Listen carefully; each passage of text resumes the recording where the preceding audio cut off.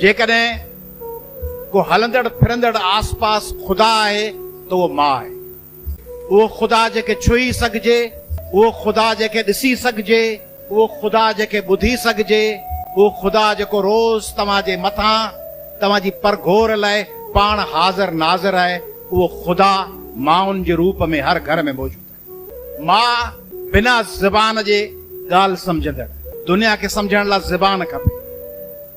मां तव्हांजे body language मां, तव्हांजे निहारण मां, तव्हांजे चपनि मां, तव्हांजे पासे वराइण मां, तव्हांजे प्लेट खणण मां, प्लेट रखण मां, तव्हांजे घर में पेर रखण मां ऐं घर मां निकिरण मां सम्झी थी वञे त मुंहिंजो बच्चो, मुंहिंजी धीअ, मुंहिंजो पुटु छा पियो सोचे। बिना ज़बान, मां बिना कननि जे ॿुधंदड़ कन आहे।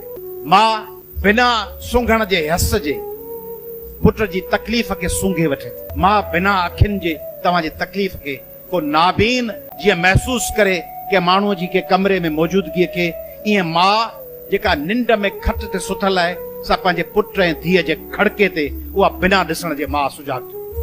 उहो खड़को ॿुधाए छॾेसि त मुंहिंजो बच्चो कमरे में आयो।